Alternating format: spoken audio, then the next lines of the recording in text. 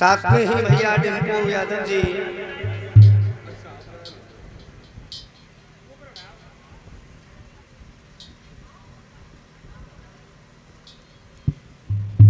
साथ में ही भैया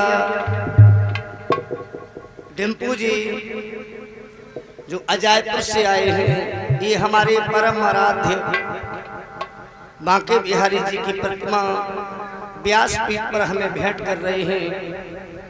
हम इन्हीं बिहारी जी से कामना करेंगे, बिहारी जी अपनी कृपा दृष्टि हमेशा इनके ऊपर बनाए रखें। इनकी संस्था को बिहारी जी हमेशा उज्जवल भविष्य की ओर अग्रसर बनाए रखें और अपनी कृपा दृष्टि हमेशा इनके ऊपर रखें, ताकि ये धर्म का समाज में अपना, अपने परिवार का, अपने गांव का नाम इसी प्रकार से आगे रोशन करते रहें। ये आने की देरी है,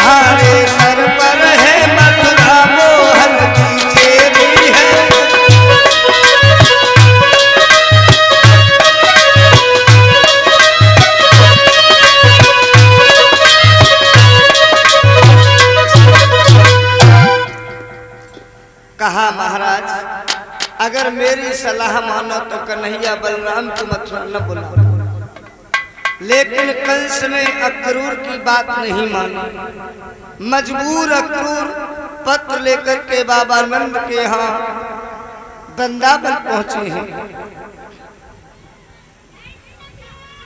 बाबा नंद ने अपने छोटे भाई को बैठक में स्थान दिया है। कहने लगे हैं बाबा नंद कि मैंने जब अपना पैतृक गांव गोकुल त्यागा, नवीन गांव नंद गांव जब आबाद किया, अनेकों बार हमने अपने भाई के लिए पत्र भेजे, लेकिन मेरे भाई को कभी आने की फुर्सत ही न मिली। आज बिन बुलाए ही इस गरीब की झोपड़ी पर भैया के चरण कमल कैसे पड़ गए। आज सूर्यदेव भगवान पूरब की वजह पश्चिम में उदय कैसे हो गए। आज भैया समय कैसे मिल गए। अक्रूर जी कहने लगे हैं कि भैया आज हम तुम्हारे भाई बन करके नहीं आए, आज आप हमसे भाई न कहो तो अति उत्तम होगा, क्योंकि आज मैं तुम्हारा भाई बन के नहीं आया हूं, आज मैं उस कंस का दूत बन के तुम्हारे पास आया हूं। पापी कंस ने तुम्हें कन्हैया बलराम को मथुरा धाम में बुलाया है। वहां चल के भैया हमसे ये मत कहना कि अक्रूर तुम हमें धोखा दे करके मथुरा ले आए।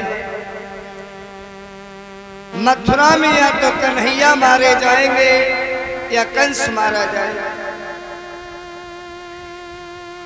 पापी कंस कन्हैया बलराम को मरवाने के लिए पूरा षड्यंत्र रच करके तैयार कर चुका है। चलना न चलना आपकी मर्जी के ऊपर निर्भर करता है, लेकिन भैया वहां चल के हमसे ये मत कहना कि अक्रूर हमें धोखा दे करके मथुरा ले आए। बाबा नंद कहने लगे हैं भ्राता श्री अक्रूर, ये वृंदावन का सर्वस्व आप महाराज कंस को दिलवा दीजिए, लेकिन मेरे बच्चों के प्राणों की भीख आप महाराज कंस से हमें दिलवा दो। महाराज कंस का प्रकोप जब मेरे गांव पर जमा हुआ, मैंने अपना पैतृक गांव त्याग दिया, भिखारी बन करके हम वृंदावन त्याग मथुरा वृंदावन की ओर चले आए। गाय चरा चरा करके बच्चों का भरण पोषण करते रहे। लेकिन महाराज कंस की नजर हमारे बच्चों के ऊपर से आज भी नहीं हटी है, तो ये वृंदावन का सर्वस्व महाराज को दिलवा दो। केवल कन्हैया के प्राणों की भीख आप महाराज से हमें दिलवा दो, क्योंकि कन्हैया के बिना यशोदा एक घड़ी भी इस वृंदावन में जीवित नहीं बचेगी। रो करके बाबा नंद क्रूर से कहते हैं,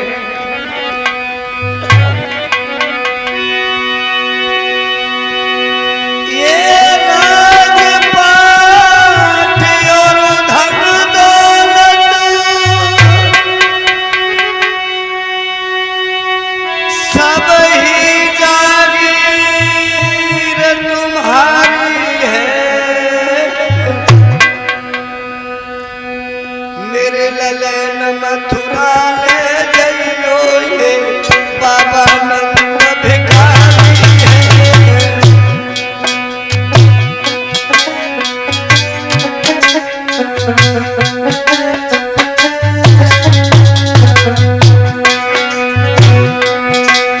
मेरे ललन मथुरा ले जइयो ये बाबा नंद भिखारी है।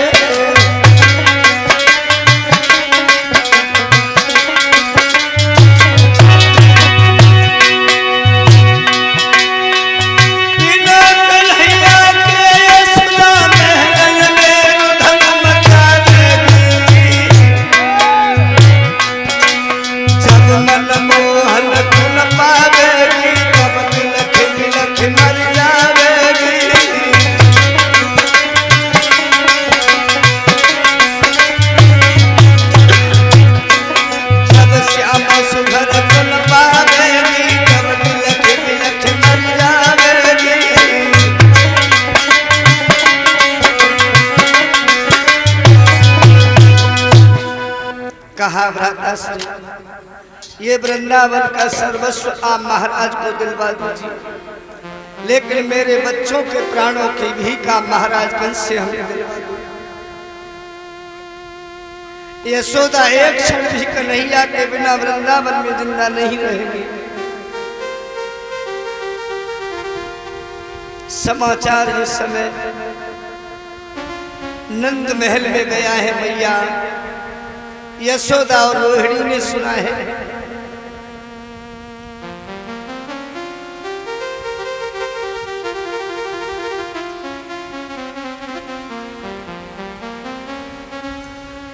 मैया यशोदा रोहिणी के हृदय से कहने लगी है, बहन, जिस धन से हम वृंदावन में धनवान कहाया करते थे, आज उसी धन को लूटने के लिए अक्रूर जी मथुरा धाम से आ चुके हैं।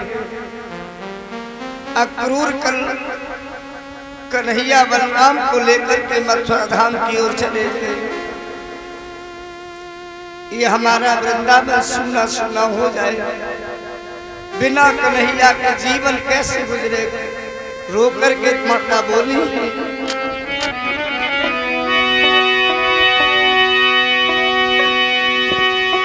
अरे सुनी कंस की बात, विकल भोगात के भाव सना को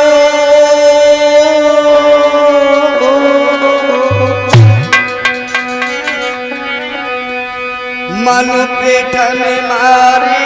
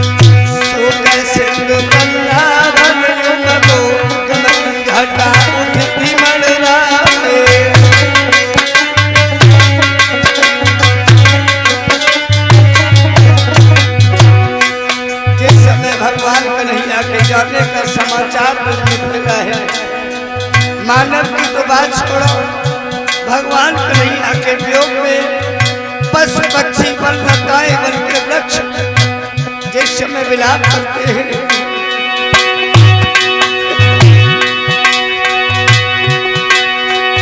रोई रोई पक्षी गण नाना गिर गिर परत महादुख पाए,